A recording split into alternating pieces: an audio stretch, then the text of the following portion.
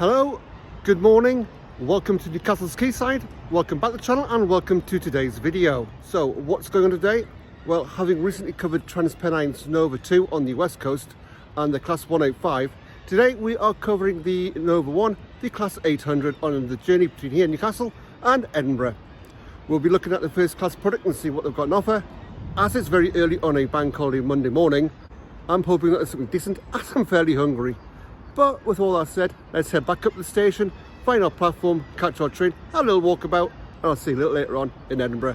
Bye for now. Good morning all and welcome to the Quayside here in Newcastle. You currently join me as I'm making my way back up towards Central Station in the city centre. Before we get into this video, and speaking from experience, if you do find yourself in Newcastle for whatever reason, do make the effort to visit the Quayside. It is a beautiful part of the city, and not only does it give you great views of the city's iconic bridges, the Quayside also has a host of bars, restaurants and cafes, and including a cat cafe.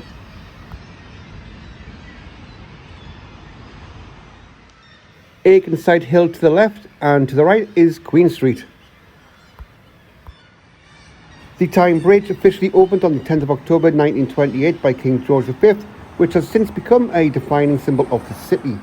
Also keep an eye out for the remains of the castle which gave the city its name. The castle keep pictured here was built by Henry II in 1177. Henry III added the Black Gate in 1250. Nothing remains above ground of the Roman fort or the original Motte Bailey style castle that Robert Cuthouse built in 1080. Next to the Black Gate is St Nick's Cathedral, founded in 1091 during the same period. On the corner of Westgate Road and Neville Street, and just down the street from Central Station, is a monument of George Stephenson, who was the builder of the first successful steam locomotive. He was born in Wylam, Northumberland in 1781.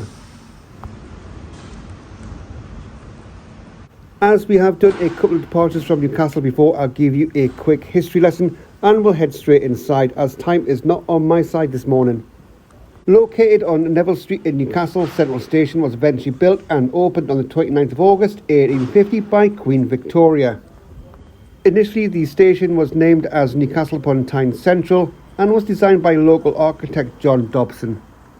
As well as LNER, today's operator Transpennine uses the station for services north to Edinburgh via the East Coast Main Line.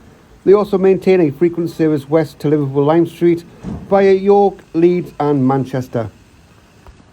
Cross Country also provides services to the West Midlands and to the South West via Birmingham, Bristol and Plymouth. Northern also operate out of the station with services via the Tyne Valley Line to Carlisle, connecting with the West Coast Main Line. Northern also operates services on the Durham coastline to Dulund, Gateshead, Hartlepool, Stockton and Middlesbrough.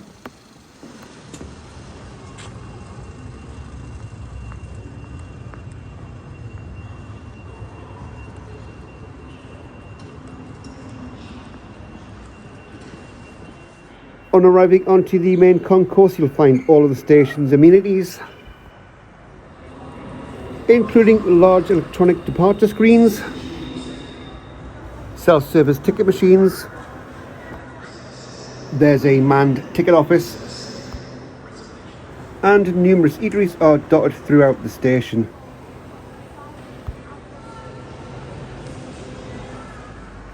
Today I am on the 708 service departing from platform number 1.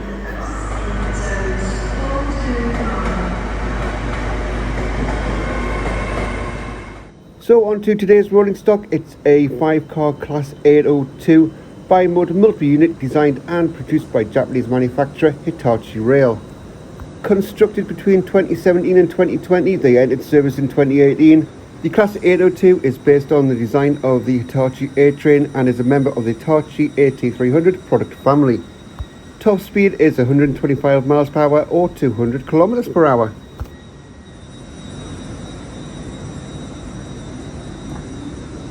Okay, let's hop on board.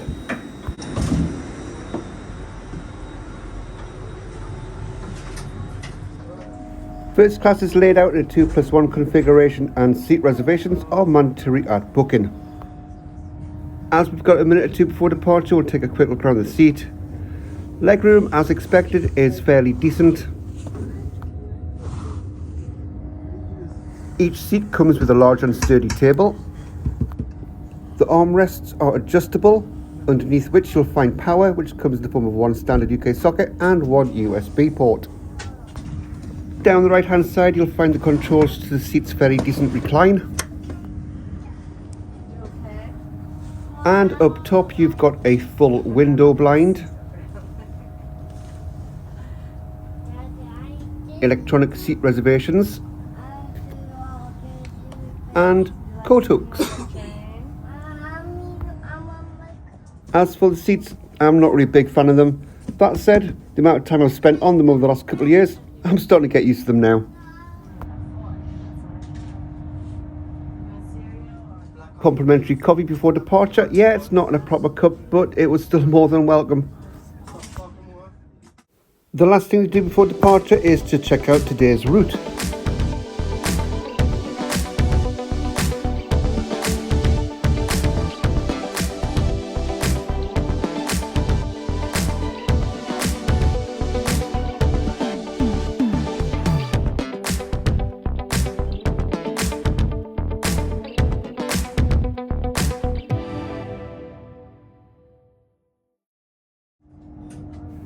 Departure from Newcastle was bang on time at 7:08 hours.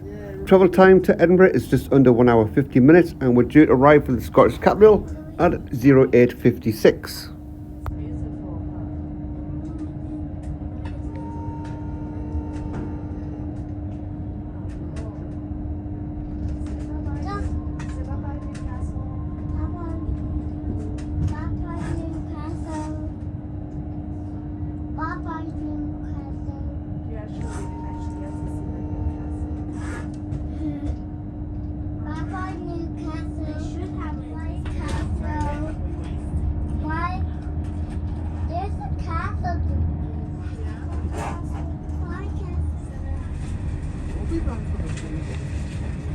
From Harbours, Allenmouth, Berwick-upon-Tweed, Preston, Dunbar, Easton and Edinburgh Waverley.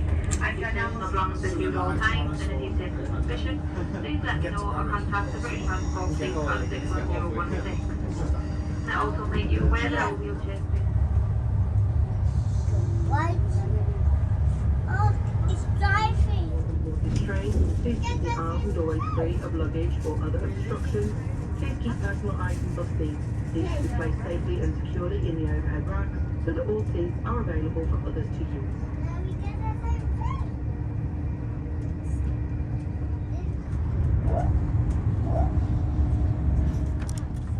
After about 10 minutes or so, breakfast was served.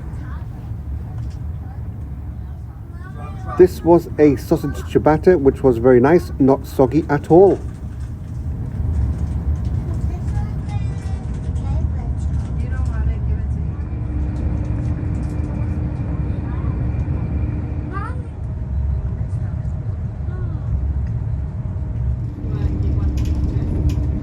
Another great day for travelling.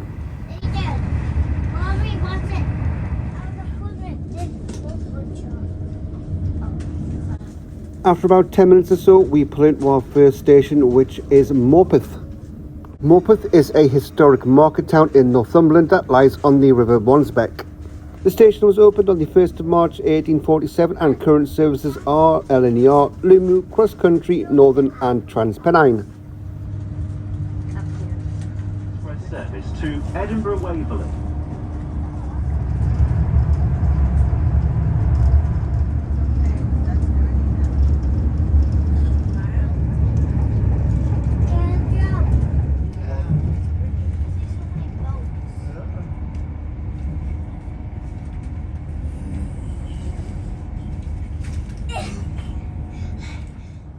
Next up is Alnmouth for Alnwick. Opened on the 1st of July 1847 as Bilton. It was renamed Alnmouth in 1892 and Alnmouth for Alnwick in 2003. The station serves the coastal and rural villages of Alnmouth and Lesbury and the neighbouring market town of Alnwick, where of course Harry Potter was filmed. The Leslie O'Allen Viaduct, built in 1849.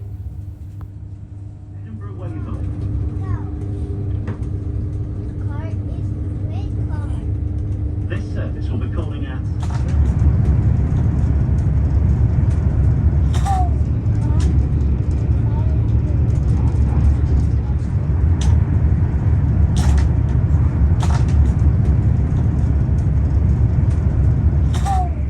Holy Island and Lindisfarne Castle. If visiting, beware of tidal times as you don't want to get stuck.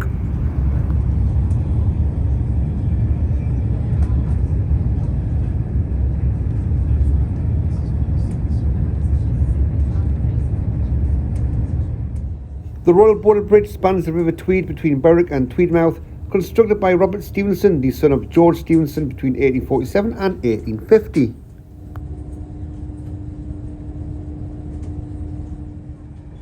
Opened by Queen Victoria, the structure is a Grade 1 listed building. The bridge is 659 metres long with 28 spans, 15 of which are over land to the south of the river, and it stands 31 metres above river level.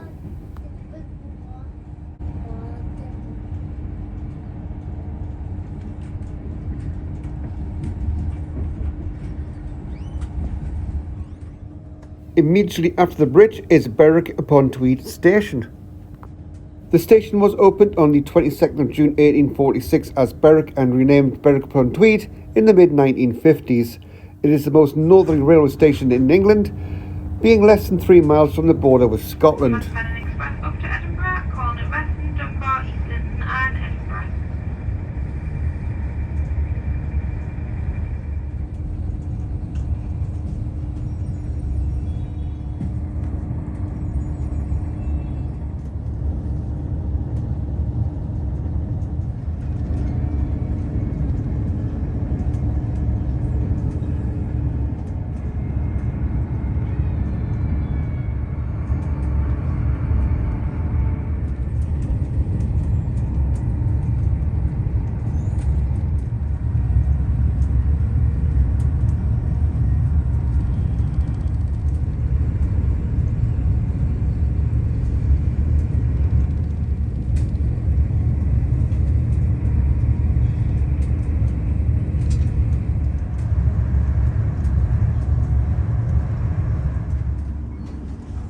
Okay, time for a little wander.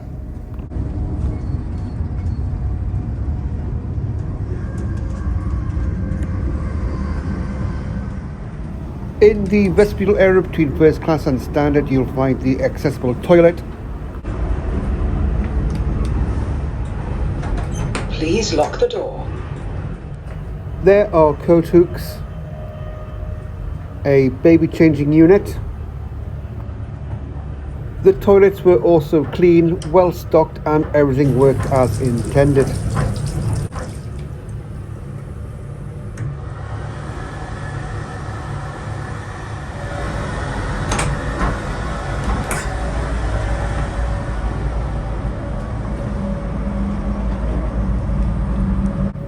Next to the accessible toilet, you'll find the space for wheelchair users.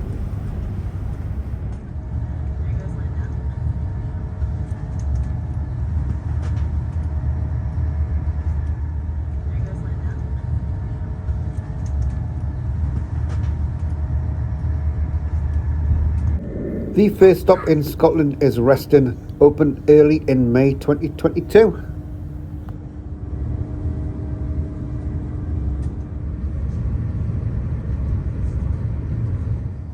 Another round of coffee.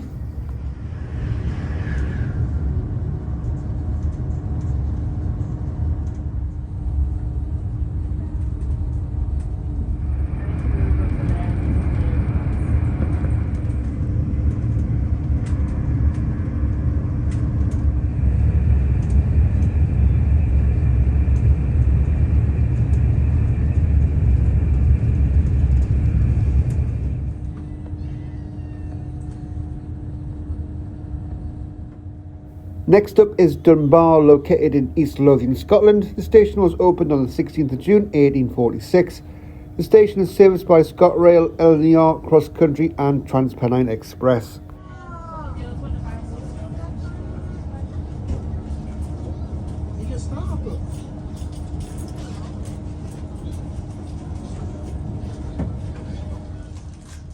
The penultimate stop of the day is East Linton, a brand new station that was opened in March 2024.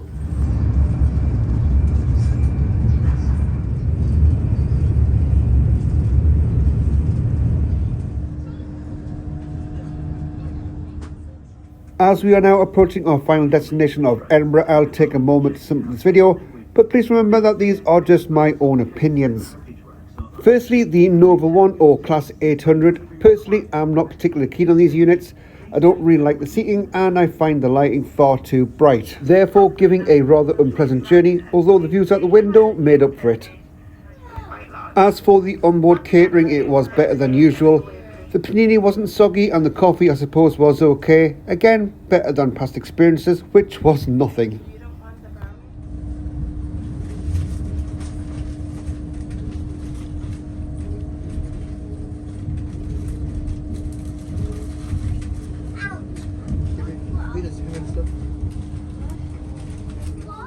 So what did all this cost? £23 and 5 pence for an advanced one-way ticket with a rail discount of a third, booked 10 days in advance. That's not too bad value for money in my opinion.